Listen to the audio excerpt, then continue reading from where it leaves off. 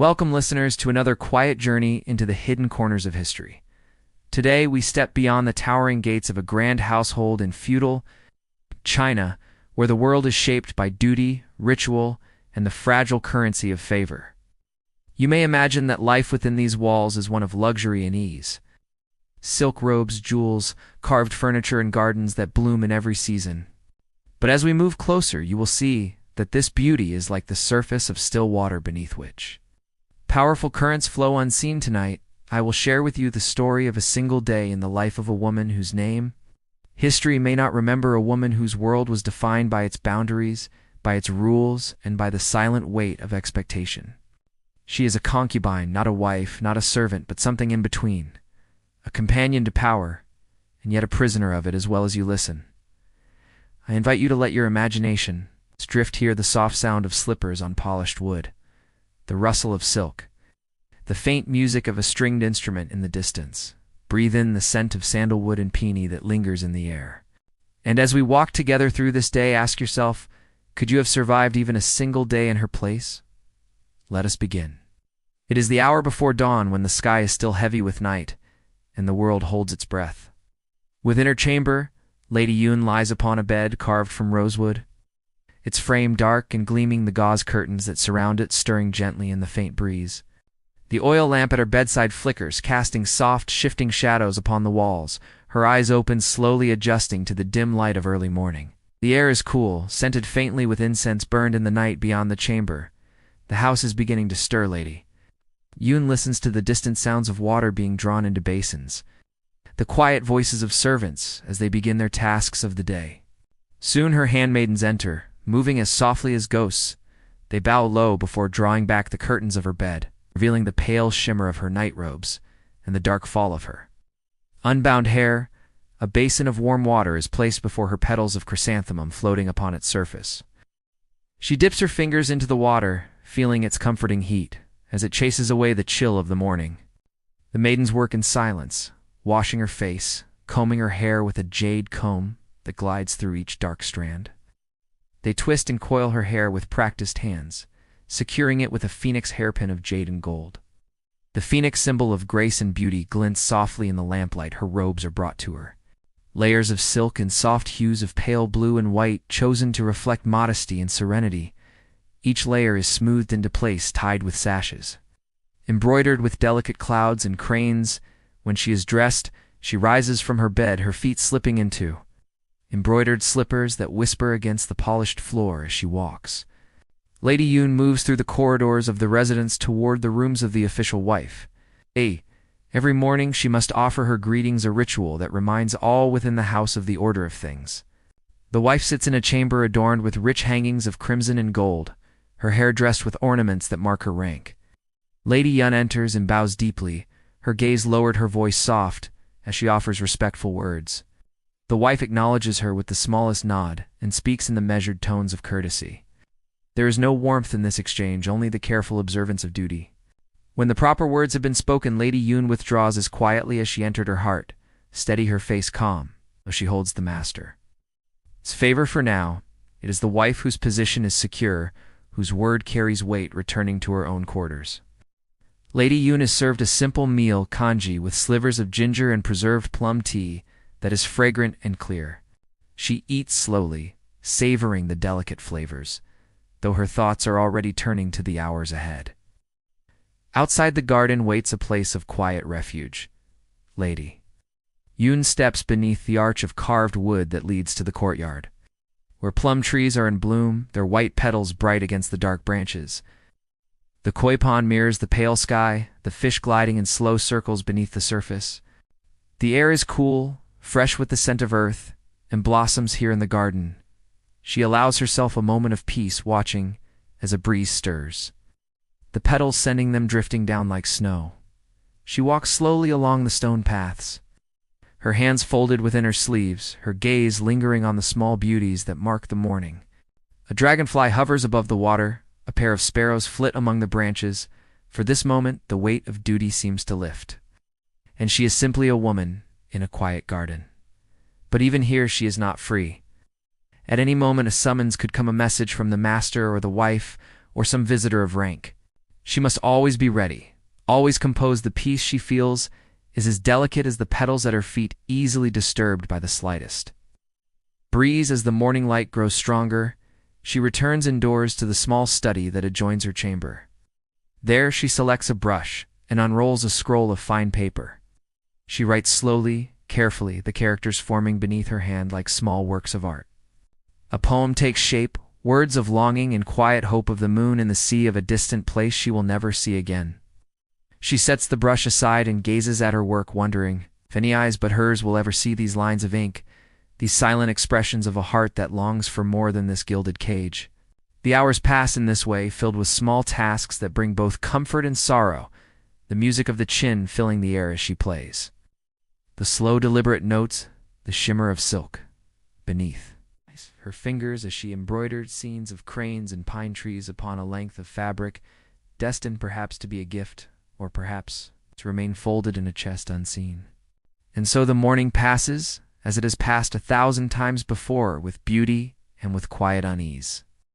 The sun climbs higher in the sky, casting warm light across the inner courtyards of the household. The stone paths and tiled roofs glow softly, and the air carries the fragrance of the garden-esque blossoms mingled with the faint smoke of incense drifting from the shrine pavilion. Lady Yun remains in her study, the brush once again in her hand, as she adds a few more lines to her poem. Her characters are delicate, precise, each stroke a quiet act of defiance in a world where her voice is rarely heard. A soft knock comes at the door, and one of her handmaidens enters, bowing low. She brings word that Lady Yun is invited to the midday meal with the master of the house. Such a summons can mean favor, or it can mean nothing at all. In this household, every invitation, every glance carries the weight of unspoken meaning. Lady Yun rises and nods quietly, setting aside her brush and scroll. She smooths her robes, adjusts the jade phoenix pin in her hair, and allows her maidens to refresh her appearance before she steps into the bright light of noon. The dining hall is grand, its beams carved with scenes of dragons and clouds, its windows overlooking a pond where lotuses bloom. Lady Yun enters with measured grace, bowing first to the master and then to the senior wife who sits in the place of honor. The master is a man of 50, his face lined with care and privilege, his robes heavy with embroidered symbols of rank. His gaze rests on Lady Yun for a moment, and she answers with a smile soft and respectful, revealing nothing of the unease that stirs beneath her calm surface. The meal is served in many small dishes brought by silent servants and arranged with great care.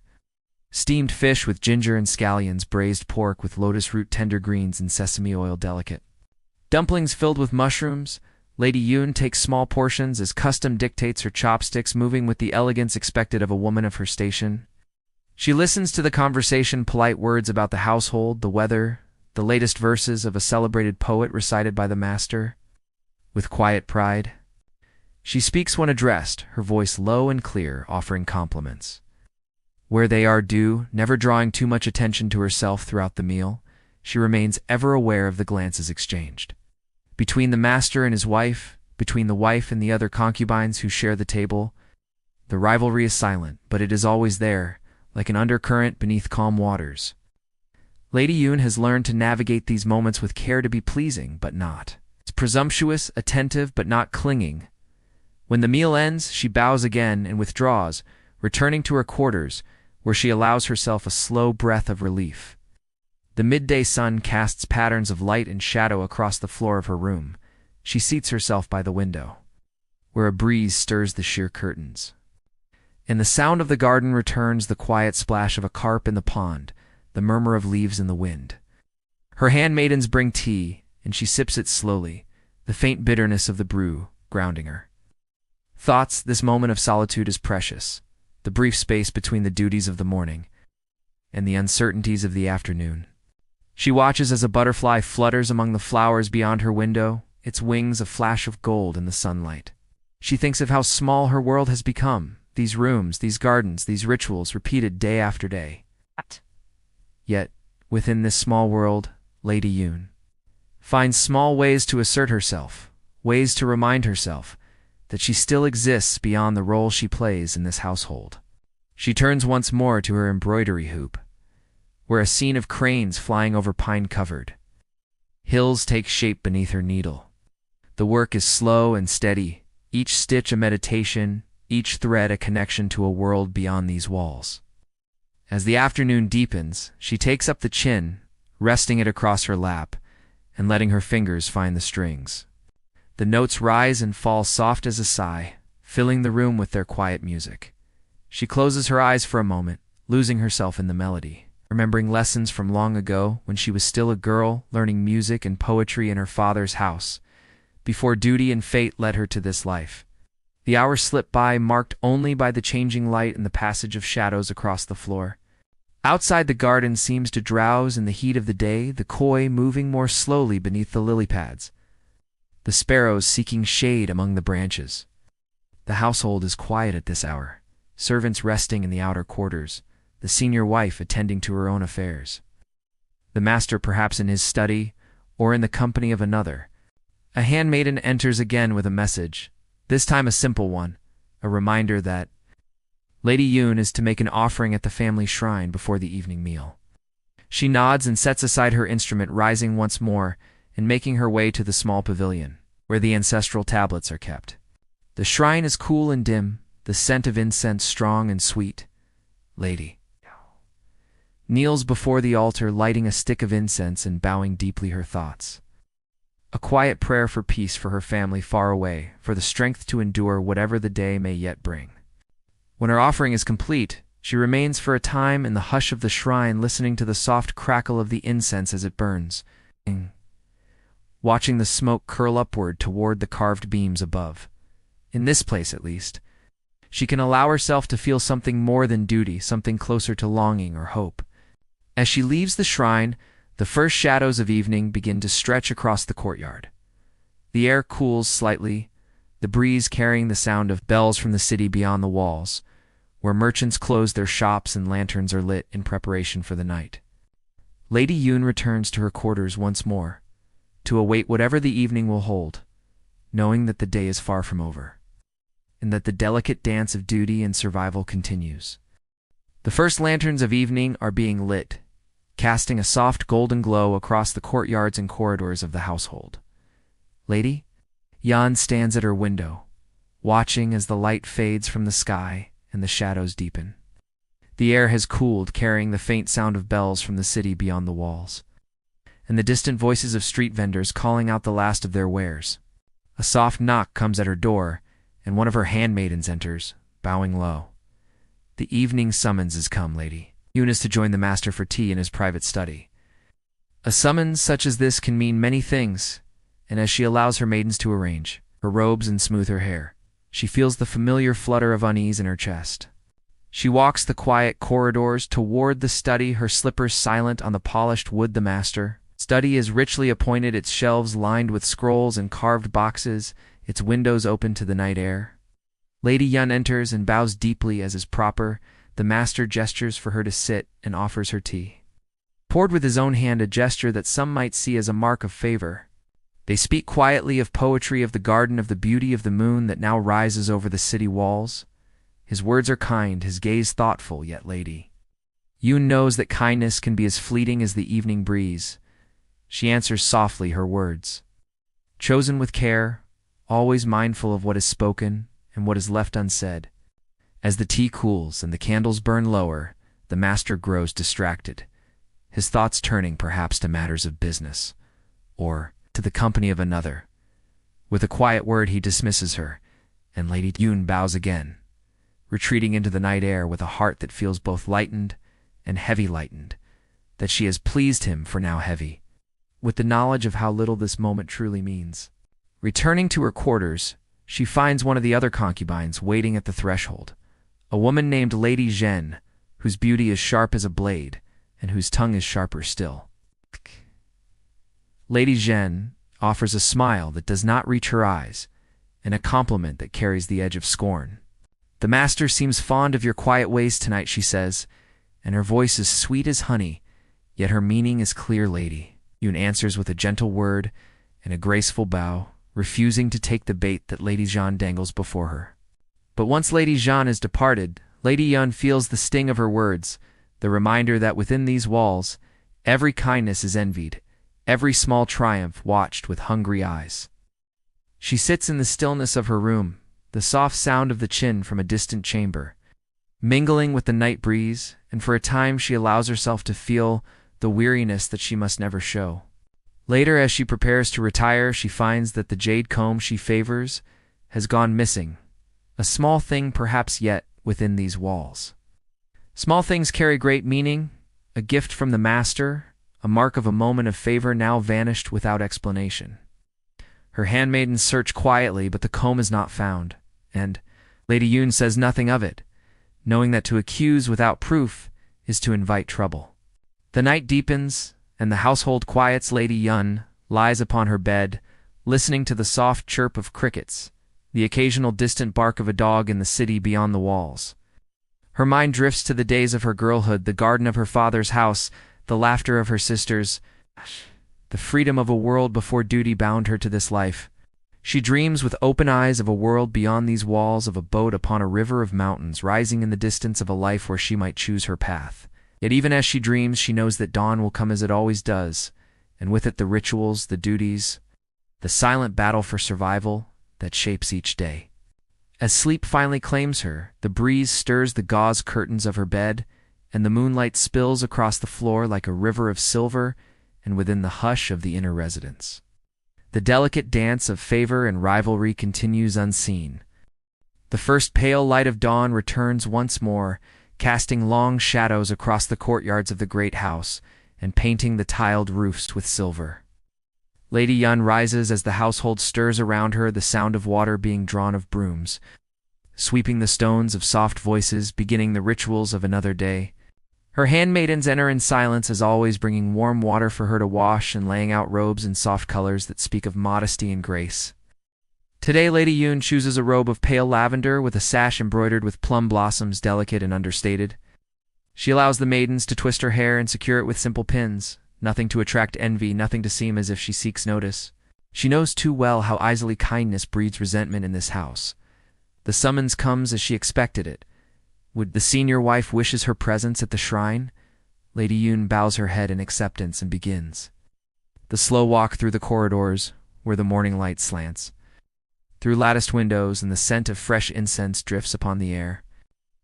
The shrine pavilion stands at the heart of the inner residence, cool and quiet, the air heavy with the sweet smoke of incense sticks.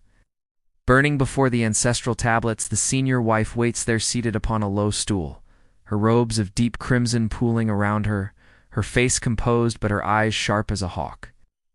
Lady Yun bows deeply, offering the proper words of respect.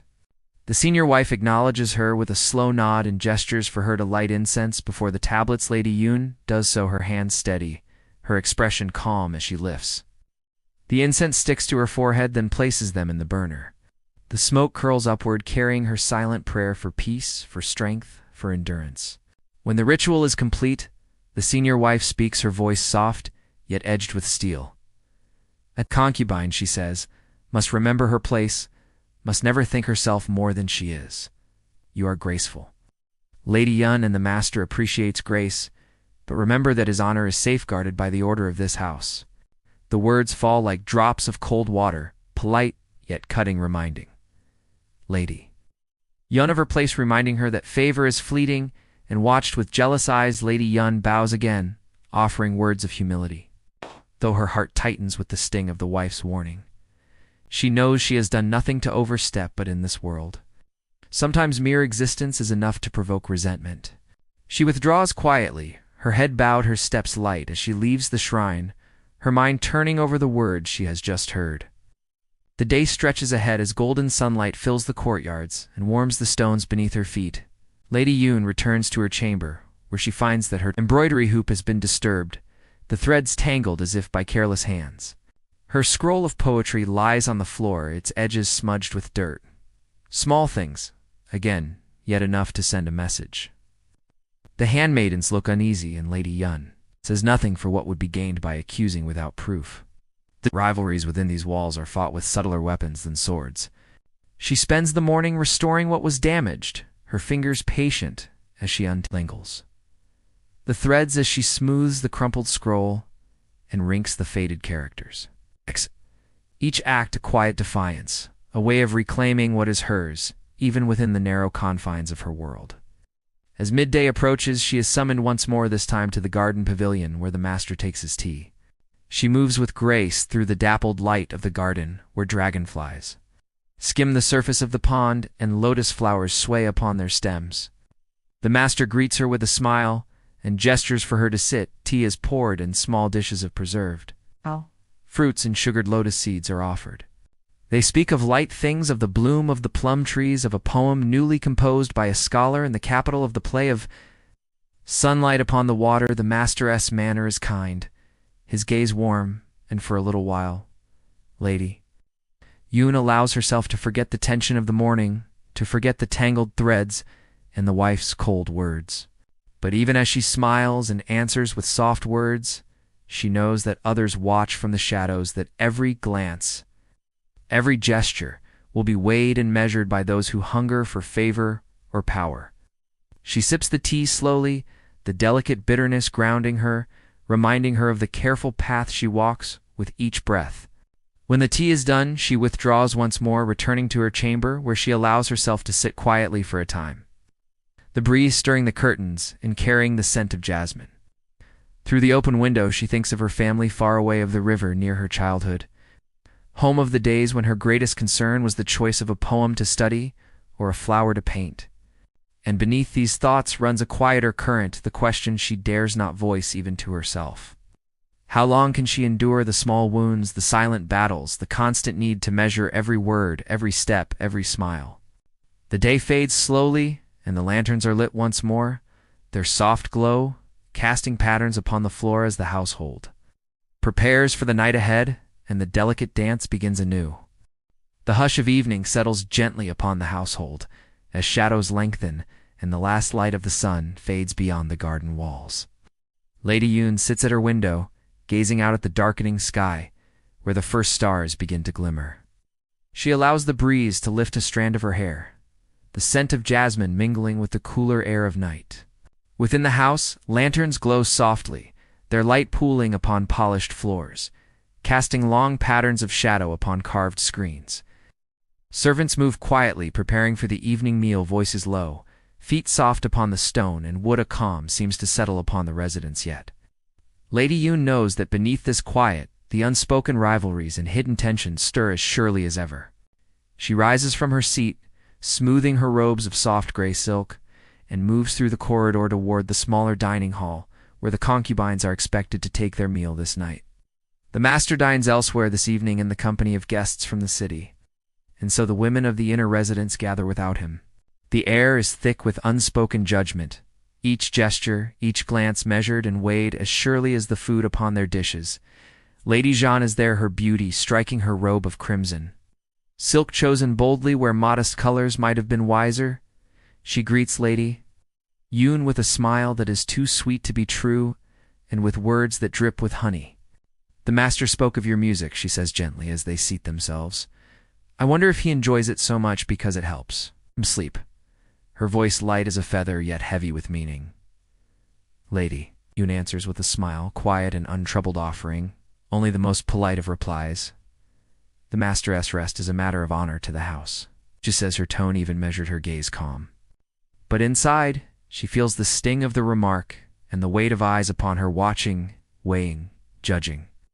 She eats little that evening, each bite small and careful, as she listens to the soft murmur of conversation that flows like a river with hidden currents and unseen depths.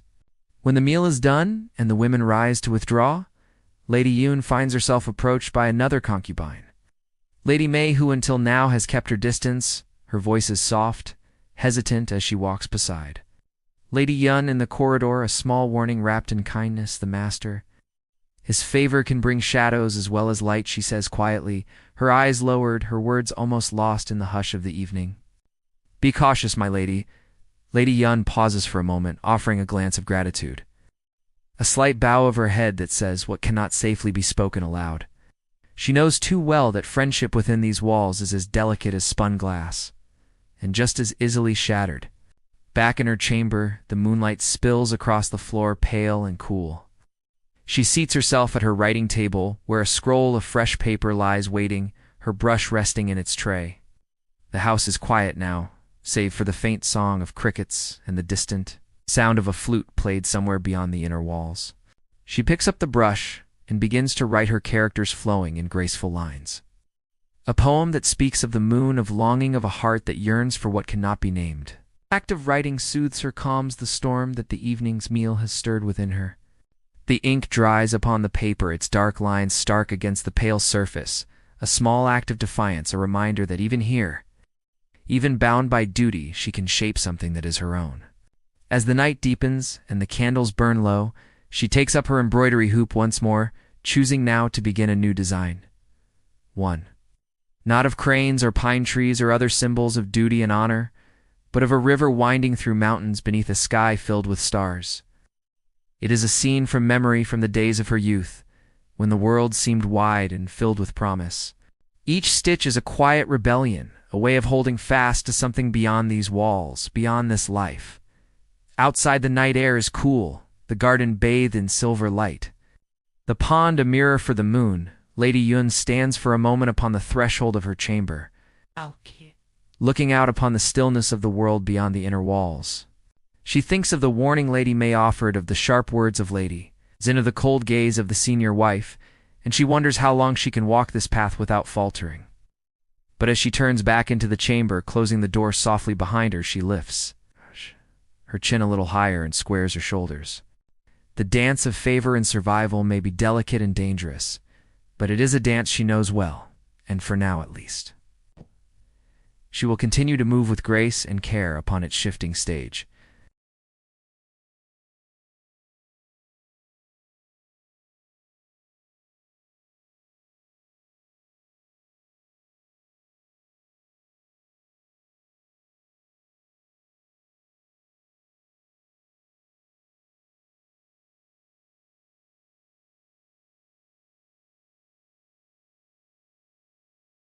Her handmaidens enter, bowing low as they bring warm water and fresh robes. Their faces are quiet, but their glances speak of unease, as if some news or rumor already stirs within the walls of the house. Lady Yun notices this, but says nothing, allowing them to dress her in robes of soft green and white, the colors of new leaves in spring. She smooths the fabric with careful fingers and allows her hair to be arranged in a style both modest and graceful, a single jade pin set at the crown of her head. She steps out into the cool morning air and moves through the corridors toward the garden, seeking a moment of quiet before the duties of the day begin. The plum trees have shed many of their blossoms, their petals now scattered upon the stones like fallen snow. The koi move lazily in the pond, the world still caught in that soft hush that lingers at the edge of dawn. But the peace does not last. A servant approaches, head bowed, voice low. "My lady," he says with hesitation, "the senior wife requests your presence at once." "Lady," Yun inclines her head in silent acceptance, though her heart quickens. She turns from the garden and walks with measured steps toward the wife's receiving room, the path lined with stone lanterns, her surfaces worn smooth by time. The senior wife awaits, seated upon a carved chair, her robes rich in color and embroidery, her face composed but her eyes sharp as ever. At her side stands Lady Jeanne, her posture demure, her gaze lowered. Though Lady Yun can feel the quiet triumph that lingers behind that downcast gaze, the senior wife speaks, her tone polite yet cold. "A matter has been brought to my attention," she says softly. "It seems that an item of mine has gone missing, and certain persons suggest it was last seen near your quarters." Lady Yun bows deeply, offering calm, respectful words. "I would never presume to touch what is not mine, my lady. If any such item has found its way near my rooms, it would be through some error or accident." But the wife's gaze remains hard, and the atmosphere heavy with unspoken accusation. Lady Zin remains silent, but Lady Yun can almost hear the silent victory in her stillness. The senior wife orders that Lady Yun's quarters be searched, not with anger or cruelty, but with the cold precision of duty. Servants move through her chambers, lifting cushions, opening chests, examining scrolls and embroidery hoops. Their hands touch everything, the small treasures that Lady Yun guards, the tokens of a life that is hers alone. At last the search ends. The missing item, a carved ivory hair ornament, is not found, as Lady Yun knew it would not be. The senior wife offers a cool nod of dismissal. "For now the matter rests," she says. but her gaze lingers upon Lady Yun, as if to warn that the walls of this house have many eyes, and the dance of favor is never without. Lady Yun withdraws, returning to her chamber, where the soft light of morning now falls across the scattered belongings left by the search. She seats herself upon the edge of the bed, her hands folded within her sleeves, and allows herself a single slow breath. The humiliation stings the knowledge that this was no error of chance, but a game played with silent skill by a rival who knows how to strike without drawing blood. Yet Lady Yun does not weep, nor does she rage. Instead, she rises quietly and begins to restore her room to order, smoothing the cushions, folding the silks, setting each object in its place once more. A small act of control, a small reminder that within this narrow world she can still shape her own space, her own self. The day continues as the household moves around her, as if nothing has happened. The servants go about their duties, the courtyards are swept, the incense is lit before the household shrine, the master remains occupied with guests and business, affairs leaving the women of the residence to their own quiet rivalries and careful duties.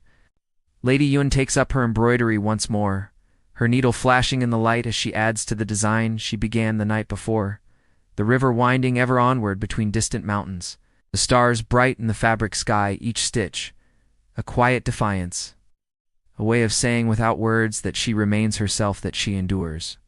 Outside, the garden blooms in the full light of day, the petals of the last plum blossoms falling gently to the earth. The koi flash gold and white beneath the water, the breeze stirs. The branches of the bamboo in the house, though peaceful in appearance, hums with the silent currents of ambition, envy, and survival that shape each life within its walls. And as Lady Yun sews as she sips tea, as she listens to the faint music of a chin played, somewhere in the distance she reminds herself once more that the dance continues, that she must move with care and grace, that favor and danger are but two sides of the same coin within this gilded cage. The sun climbs higher, casting its warm light across the inner courtyards of the household. The air grows heavy with the scents of spring, blooming magnolia, faint sandalwood smoke from the shrine, the earthy sweetness of damp stone warmed by the sun. Lady Yun sits by the window of her chamber, her embroidery hoop resting upon her lap. The river and mountain scene now nearly complete. Each stitch has been laid with care, each thread chosen to reflect the memory of a world far beyond these walls. Her thoughts are interrupted by the soft tread of her handmaiden approaching. The girl bows low, her voice little more than a whisper. "My lady, the master has sent word. He requests your presence in the West Garden Pavilion." Lady Yun inclines her head in acceptance. She sets aside her work, smooths the folds of her robe, and allows her maidens to adjust her hair and ornaments. Today she chooses simplicity, a pale robe, the color of morning mist, a single silver hairpin shaped like a slender branch of plum blossom. She knows better than to appear to fine or to plain. Both can draw unwanted comment. As she steps into the corridor, the air cool upon her face, she feels the familiar quickening of her heart. A summons from the master can bring warmth or peril, favor or fleeting notice that stirs envy in others.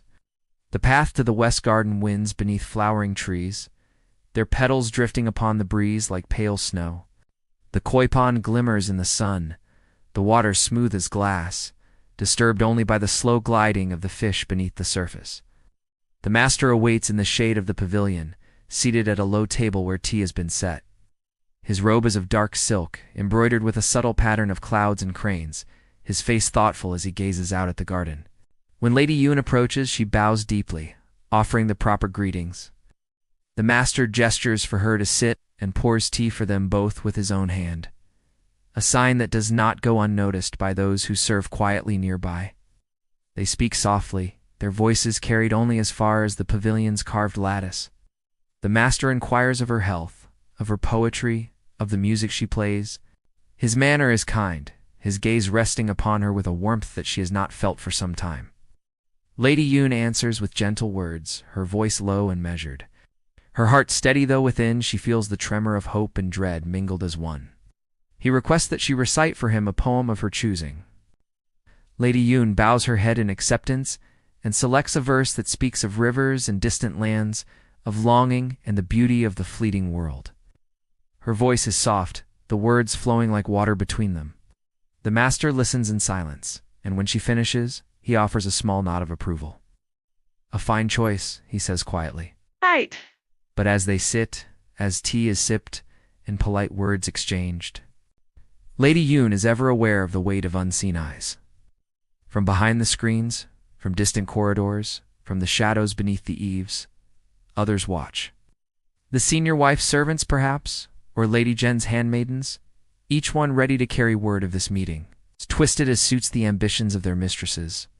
When at last the master takes his leave, summoned to his duties, Lady Yun bows and remains seated until he is gone. She lingers in the garden pavilion a little longer, allowing herself to breathe the fragrant air, to listen to the soft murmur of the breeze through the trees.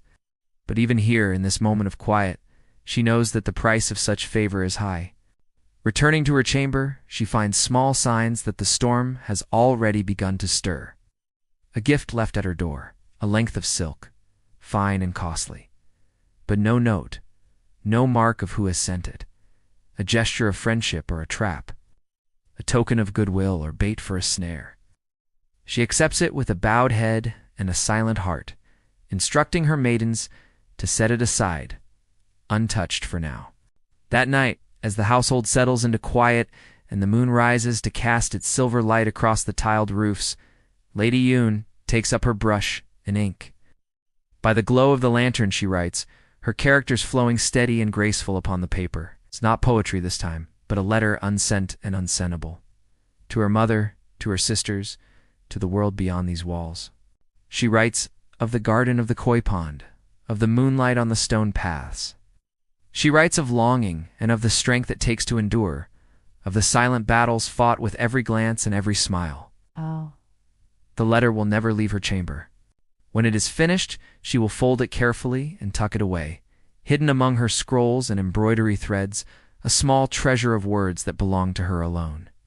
And as the night deepens, as the lantern burns low, and the household dreams its many dreams, Lady Yun sits in the stillness of her room, watching the play of moonlight upon the floor, and reminding herself that though she walks this narrow path with care, she still walks it upon her own feet.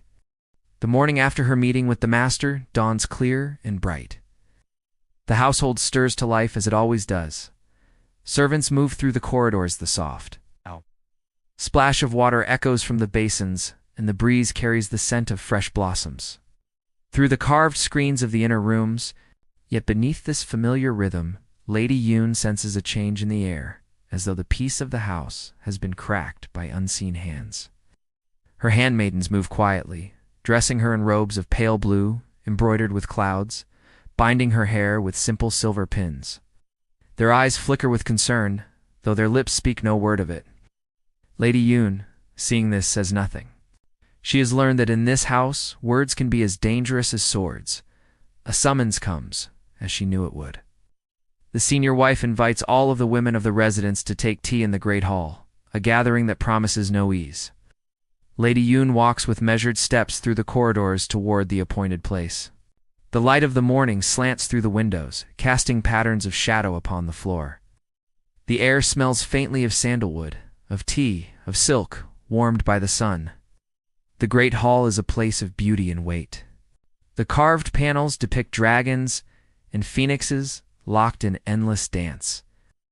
The pillars are painted with gold and vermilion, and the windows look out upon the inner gardens where koi flash beneath the water lilies.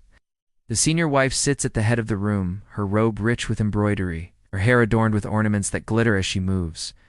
Around her are gathered the concubines, each seated in order of favor and rank, each face a mask of calm. Lady Yun takes her place with quiet grace. The tea is served, poured into delicate cups that tremble slightly upon their trays as the servants' hands betray their nervousness. The conversation begins, as it always does. Words of the weather, of the garden's bloom, of poetry and small matters. But beneath the surface runs the current of tension, of rivalry sharpened by envy and ambition.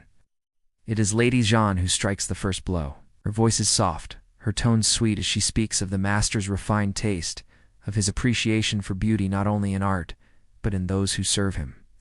She turns her gaze upon Lady Yun, a smile upon her lips that holds no warmth. How fortunate some among us are to be so admired, she says, as if it is only their grace that earns such notice. The words are spoken lightly, but the meaning beneath them is sharp.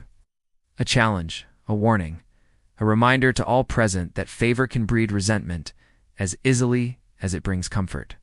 The senior wife says nothing at first, only sips her tea, her gaze resting upon Lady Yun, with that same cold precision that weighs and measures all. Lady Yun answers as she must, with soft words of humility, with a bow of her head, with a smile that reveals nothing of the sting she feels.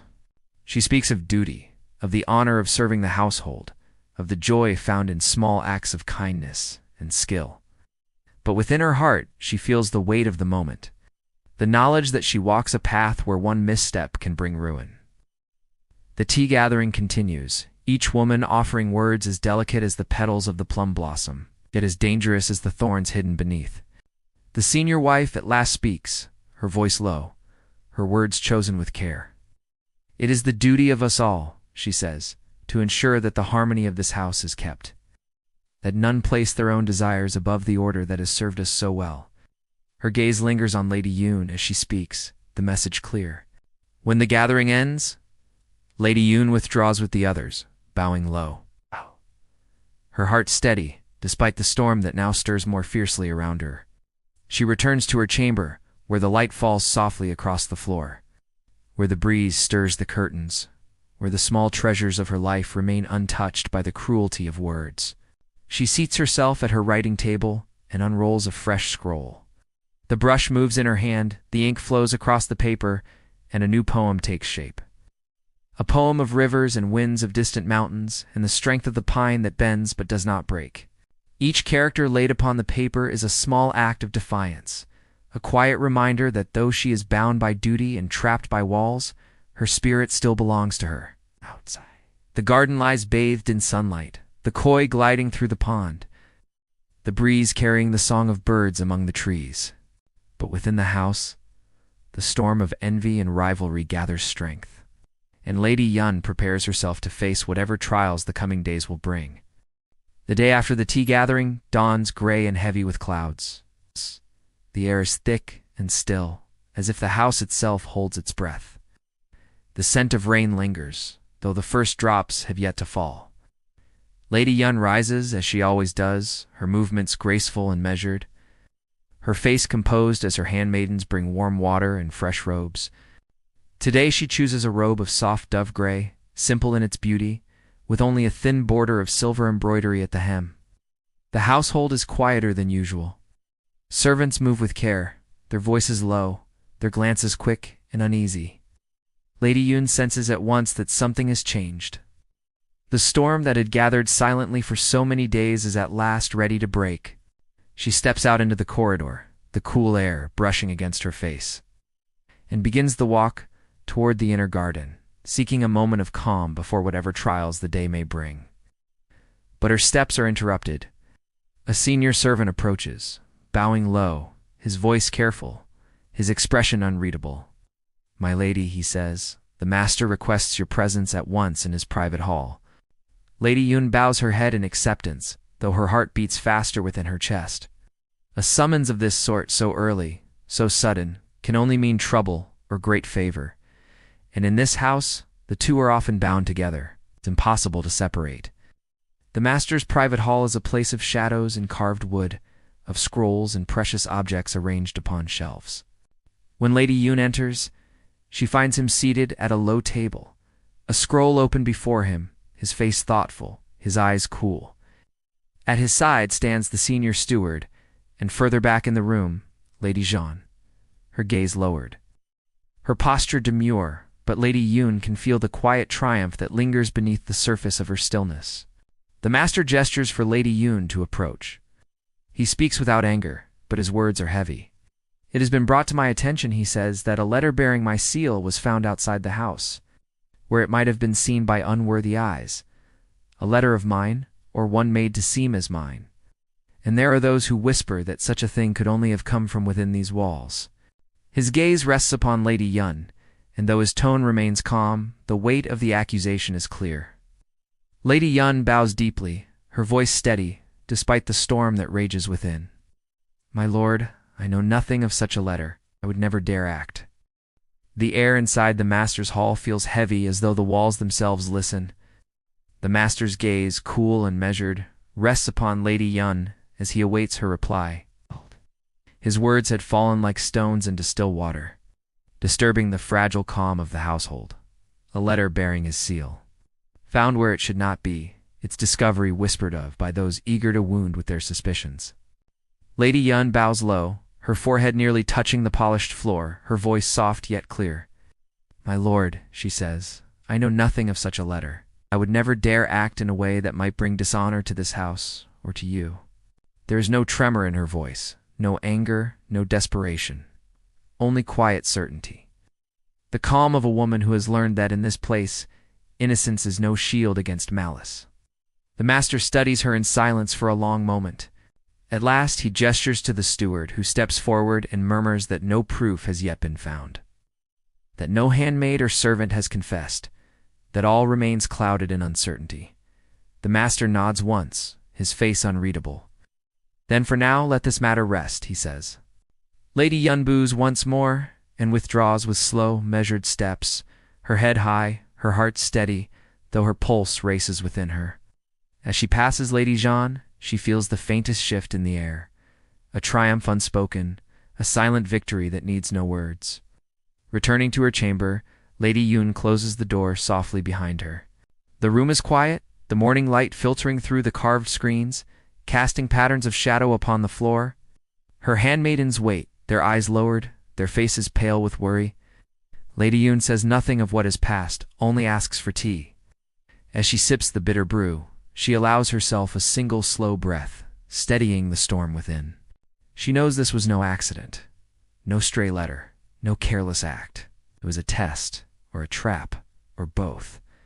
A game played by unseen hands, by rivals skilled at turning favor into danger. The rest of the day unfolds with the quiet weight of unspoken judgment. The senior wife passes her in the corridor with a nod that is neither kind nor cruel, a look that weighs and measures, as if waiting for the next misstep. The other concubines offer smiles that hide their true thoughts, glances that flicker like shadows. Lady Yun meets each gaze with calm, each word with grace. She walks the garden paths, her steps slow and deliberate. She tends to her embroidery, adding new threads to the river that winds ever onward upon the silk. A reminder to herself that the world beyond these walls still exists, even if only in memory and dream. That night, as rain at last begins to fall, pattering softly upon the roof tiles, she takes up her brush and writes once more. She writes of the rain, of the sound of it upon the stones, of the way it washes clean the dust of the world.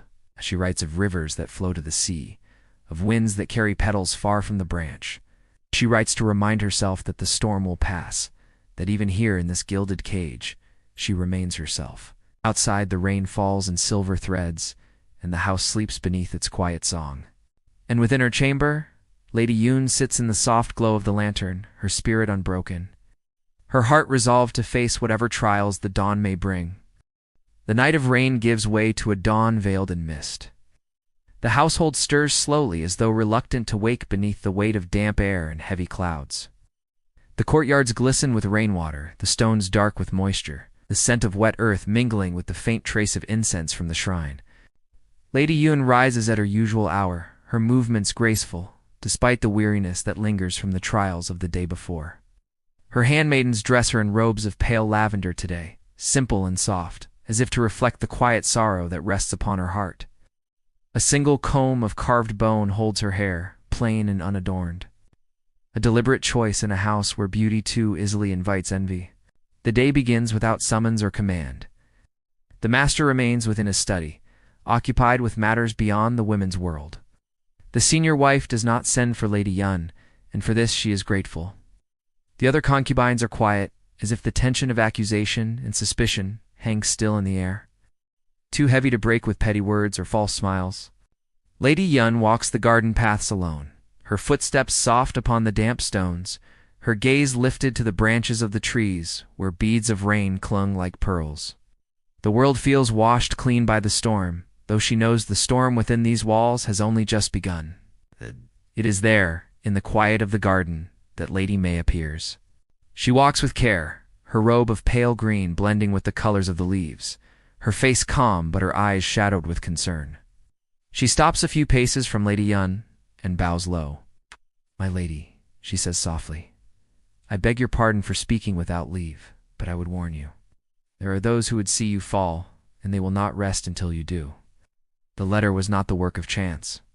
Lady Yun listens in silence, her face composed, though within her heart quickens. She had suspected as much, but to hear it spoken aloud, even in so soft a voice, is both a comfort and a burden. Ass! She inclines her head, acknowledging the risk Lady May has taken in offering this warning. "You are kind, Lady May," she says gently, "and brave. I will remember this." Lady May hesitates, then speaks again. "There is a servant, a girl who once belonged to Lady Zhan's household, but was cast out for a fault. She is afraid, but she knows something of what was done. If you would speak with her?" Lady Yun raises a hand, not in refusal, but in caution. "I thank you truly, but let no harm come to you for kindness shown to me." Lady May bows again, her eyes lowered, and withdraws down the garden path, her steps light as falling petals. Lady Yun watches her go, a small warmth kindled in her heart despite the dangers that surround her. In this place where rivalry and cruelty bloom so easily, a single act of compassion is a treasure beyond price. The rest of the day passes quietly, but the stillness feels fragile, as though one harsh word or careless glance might shatter it. Lady Yun returns to her chamber, where she sits at her embroidery once more. The river upon the silk grows longer now, winding between mountains that seem to touch the sky. The stars scattered above like seeds of silver. Each stitch is laid with care, each thread chosen to remind herself that beauty and strength can exist even in a cage. As evening falls and lanterns glow softly in the gathering dusk, Lady Yun reflects upon the day's events. The warning of Lady May, the risk she took, the courage it must have required. And she knows that if she is to survive this storm, she must walk with greater care than ever before, must weigh each word, each step, each breath. Outside, the garden lies still beneath the rising moon, the wet stones shining in its pale light. The house, too, seems hushed, as if waiting for the next move in a game whose end no one can yet see.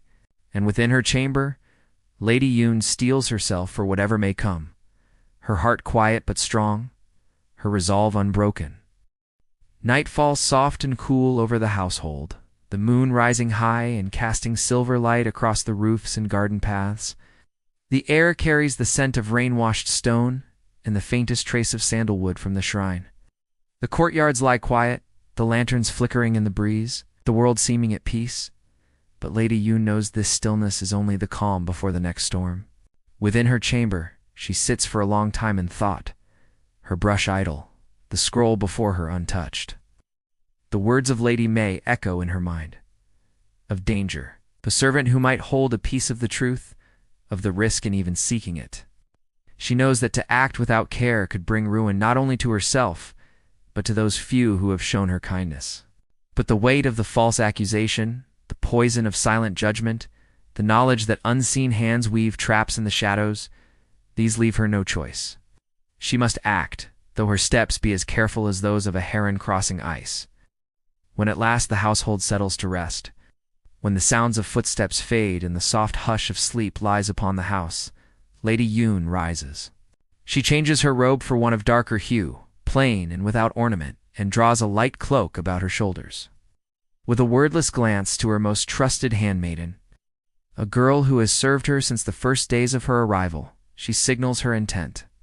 The girl bows low and slips away ahead of her to watch and listen for danger. Lady Yun moves through the corridors like a shadow, her steps light upon the polished floors, her heart steady despite the risk. The night is cool upon her face, the silence deep and watchful. At last she reaches the small courtyard where servants' quarters lie, where a single lantern burns low, its light a pale flicker against the dark. There she finds the girl Lady May spoke of, small, slight, with eyes wide and frightened. The girl bows low, trembling, her voice barely a whisper. "My lady, I did not wish." Lady Yun raises a hand gently. "Be at ease," she says softly. "Speak only what you will, and no more." The servant hesitates, glancing about as though shadows might bear witness, and then the words spill out in a rush. "It was not my doing, my lady. I saw Lady Jen's handmaid bring the letter. She carried it hidden in her sleeve. She said nothing to me, but I saw. And then the letter was found outside, as if by chance. I said nothing. I was afraid." Lady Yun listens in silence, her heart heavy, though not with surprise. The truth is no comfort in a place where justice bends to power, where the word of a favored rival can outweigh the innocence of the accused. But still, she is grateful. She thanks the girl with quiet words, with the promise of silence to protect her, and withdraws once more into the night. Her return to her chamber is as careful as her leaving, and when at last she closes the door behind her, she allows herself a single breath of relief. The truth, fragile as it is, has been found.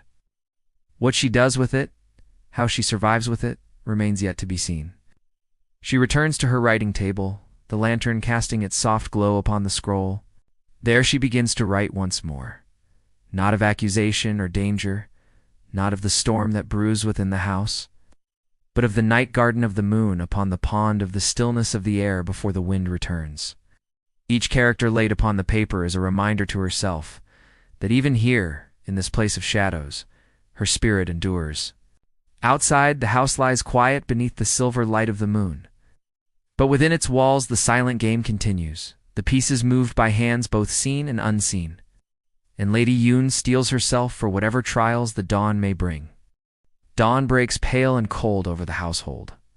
The storm of the previous night has left the air sharp and clean, the sky washed clear of clouds. The garden glistens with dew, the stones dark with moisture, the blossoms heavy with rainwater. The house wakes slowly, as though reluctant to face the day, as though sensing that beneath its quiet surface, trouble stirs. Lady Yun rises with the light, her face calm, her movements steady. She chooses a robe of soft cream, unadorned save for the faintest border of cloud-gray silk. Her hair is bound in a simple knot, a single pin of dark wood its only ornament.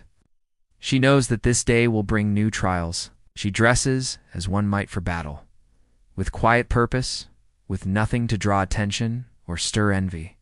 The summons comes as she expected it would. Servant bows low, his voice respectful, his eyes filled with the unease of a man who carries dangerous news. "My lady, the senior wife requests your presence at once." Lady Yun inclines her head in acceptance. Her steps through the corridor are slow and measured, her heart steady. The light of the morning slants through the carved screens, casting long patterns of shadow upon the polished floor. She feels the eyes upon her as she walks, servants who pause in their work, handmaidens who glance up from their duties, the weight of unseen watchers pressing against her back. The senior wife's hall is cool and still, the scent of sandalwood heavy in the air.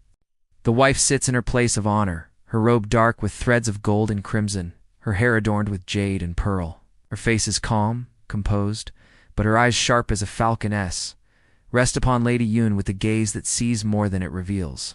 Lady Yun bows low, offering the proper greetings. The senior wife gestures for her to rise and sit. There is no tea today, no soft conversation to ease the way. The air itself seems to hum with unspoken meaning. "I have heard whispers," the wife says at last, her voice low and even. "Whispers of letters, of servants who speak too freely, of troubles that do not belong in this house." Her gaze does not waver. "I have kept my peace, Lady Yun, out of respect for your place here. But I will not have this household torn by petty rivalries and hidden plots." Lady Yun answers as she must, her voice soft, her head bowed.